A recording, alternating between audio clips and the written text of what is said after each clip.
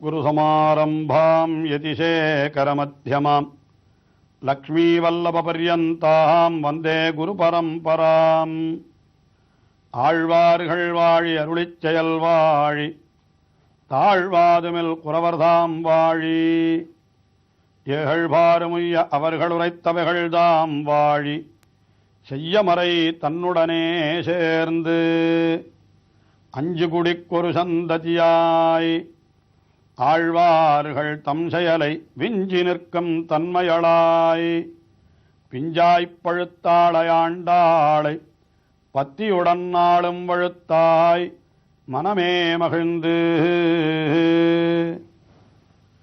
கண்ணபிரானையே உடனே அடைய வேணும் என்று துடித்த ஆண்டாள் அந்த துடிப்பின் காரியமாக பல பல செயல்களை எல்லாம் செய்தாள். பாவை நோன்பு நோற்றாள், காமன் காலிலே விழுந்தாள், கூடல் இழைத்தாள், என்ன இப்படி பல பல காரியங்களை செய்தாள். ஆனாலும் அந்த எம்பெருமான் இவளோடு கூடுவதற்கு வாராமையினாலே குயில்களை பார்த்து அவன் வரும்படி நீ கூவாயாக என்று குயில்களை பார்த்து வேண்டிக் கொள்ளுகிறாள்.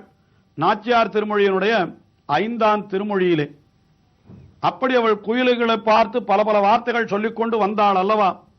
அதிலே கீழே 9வது பாசுரத்திலே அந்த குயில்களை பார்த்து என்ன தெரிவித்தாள்? அந்த சங்கோடு சக்கரத்தான் வர கூவுதல், பொன்மலை கொண்டு தருதல், அந்த 2ல ஏதாவது ஒன்றை நீ செய்தே தீர வேண்டும். 2 திண்ணம் வேண்டும், 2லே ஒன்று செய்து தீர வேண்டும். எதனாலே என்றால் இங்குள்ள காவினில் வாழ கருதில் என்றார். இந்த காவிலே இந்த சோலையிலே நீ வாழ வேண்டும் என்று நினைத்தாயானால் 2லே ஒன்றை செய் என்று சொன்னாளாம். அப்படி செய்யாமல் விட்டால் என்ன ஆகும் என்னால் அதை அடுத்தபடியாக 10வது பாசுரத்திலே தெரிவிக்கிறாள் ஆண்டாள்.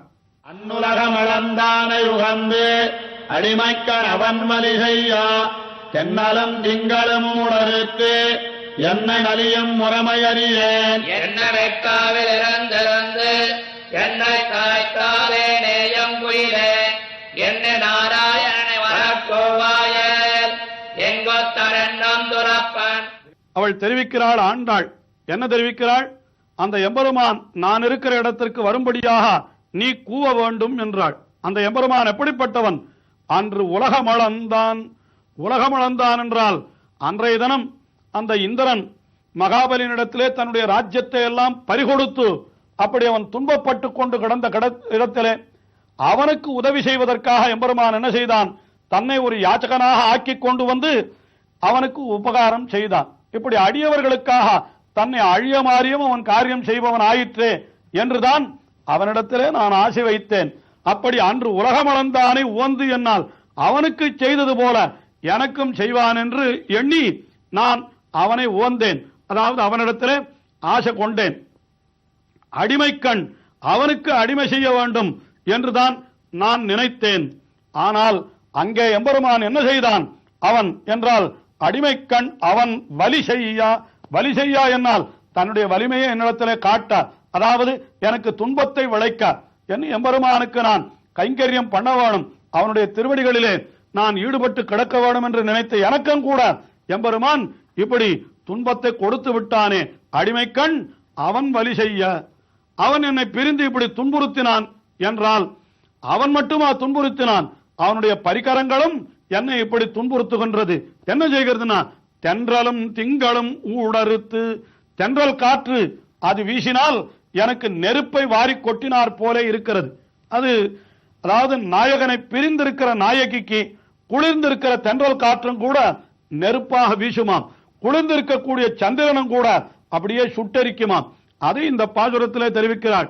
தென்னலும் திங்களும் ஊடறுத்து என்னை நலியும் முறைமை, இப்படியெல்லாம் என்னை துன்புறுத்துகிறானே, இந்த முறைமை அறியேன், இது நியாயமா எனக்கே தெரியவில்லையே, இப்படியெல்லாம் அவன் செய்கிறானே என்று முதலிலே அந்த எம்பெருமான் தனக்கு விளைத்த துன்பத்தை, அதாவது தன்னோடு இன்னும் சேரப்பெறாமல் தன்னை தவிக்க விடுவதை இப்படியெல்லாம் செய்தாள், இப்படியெல்லாம் சொன்னாள்.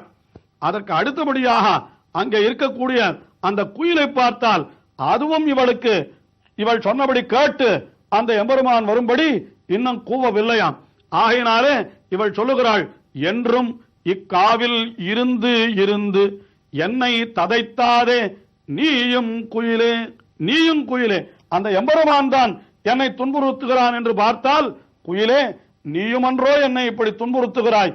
இந்த காவிலேயே அந்த எம்பெருமானாவது என் கண்ணுக்கு புலப்படவில்லை, எங்கோ இருக்கிறான். ஆனால் நீ என்னுடைய கண்மட்டத்திலேயே என்னுடைய சோலையிலேயே இருந்து கொண்டு என்னை நீ துன்புறுத்துகிறாயே, இது நியாயமா? நீயே நினைத்துப்பார் என்றும் இக்காவில் இருந்து இருந்து என்னை ததைத்தாதே, என்னை இப்படி துன்புறுத்தாதே நீயும் குயிலே என்று சொல்லி கடைசியாக கடுமையான ஒரு வார்த்தை சொல்லுகிறாள். என்ன வார்த்தை? இன்று நாராயணனை வரக்கூவாயேல். அந்த நாராயணனான எம்பெருமான், நாரங்கள் அத்தனைக்கும் அவன்தான் அயனம், அதாவது அத்தனை நாரங்களுக்கும் ஆதாரமாயிருக்கிறவன் அவன்தான். இன்று அவன் வரவில்லை என்றால் இங்கே இந்த நாரமான நான் என்ன ஆவேன்? அழிந்தன்றோ போய்விடுவேன். ஆகையினாலே அது அவனுக்கு தெரிவிக்க வேண்டும். அப்படிப்பட்ட நாராயணனுக்கு நான் படுகின்ற துன்பத்தை நீ தெரிவிக்கலையானால் என்ன நடக்கும் தெரியுமா? இங்குற்று நின்றும் துறப்பன், இங்கிருந்து உன்னை நான் துரத்தி விடுவேன்.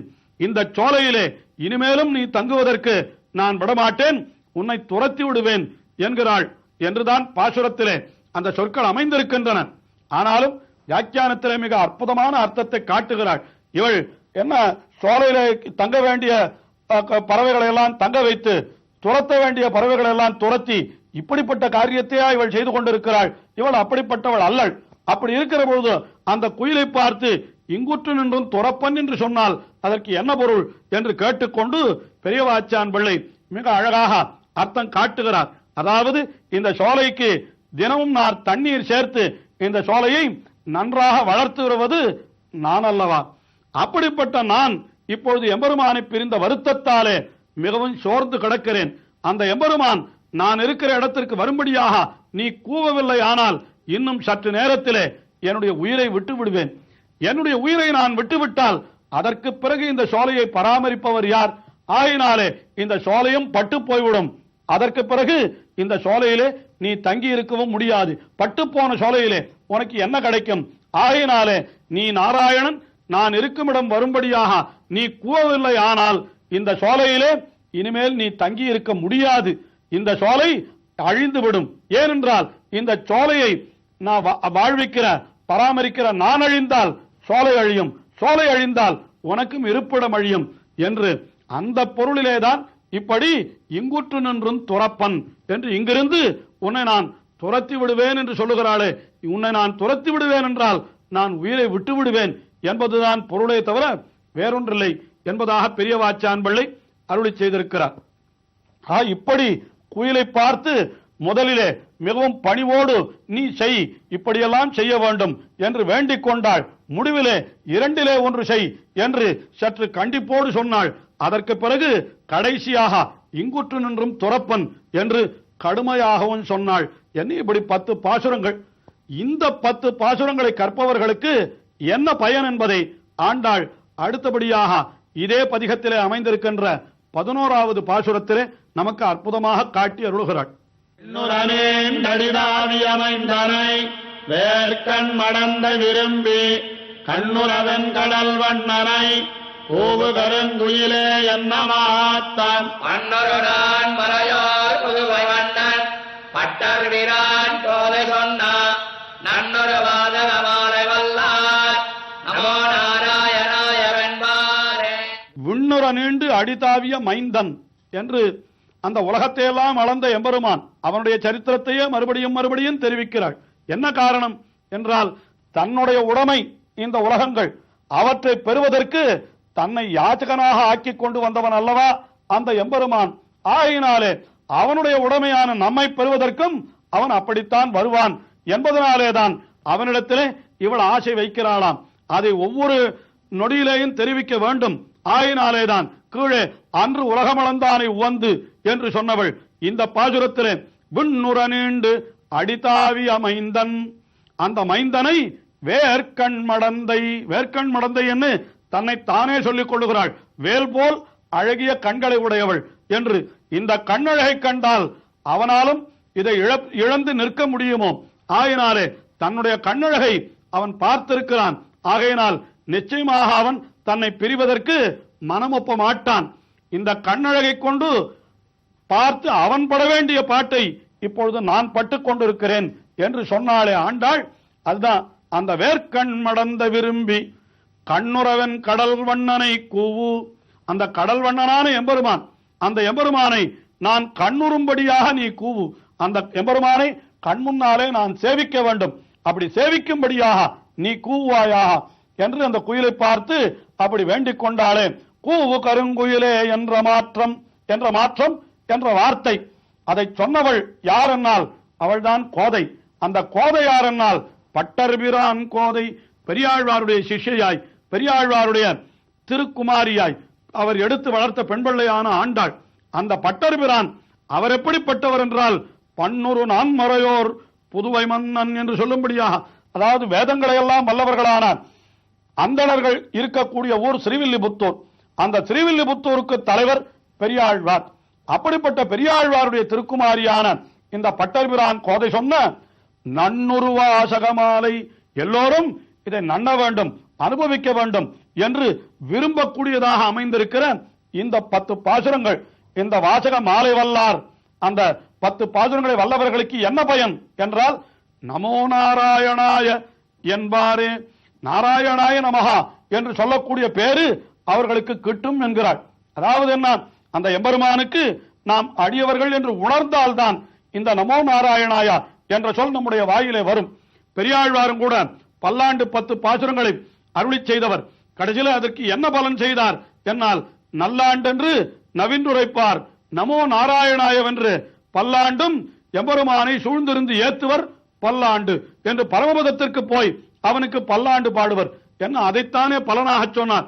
அதே போல இங்கேயும் அவருடைய திருக்குமாரியான ஆண்டாள் அதே பலனை சொல்லுகிறாள். இந்த 10 பாசுரங்களை சொல்லுபவர்கள் அந்த பரமபதத்திற்கு செல்லுவர்கள், அங்கே சென்று எம்பெருமானுக்கு எப்பொழுதும் பல்லாண்டு பாடி நமோ நாராயணாயா நமயத்தேவ வாதினா என்று சொல்லுவர்களுடைய நிலையை இவர்கள் அடைவர்கள் என்று இப்படி உயர்ந்த பலனை சொல்லி இந்த பதிகத்தை தலை கட்டினாள். ஆண்டாளுடைய அனுபவம் இன்னமும் தொடர்கிறது. தொடர்ந்து அனுபவிப்போம்.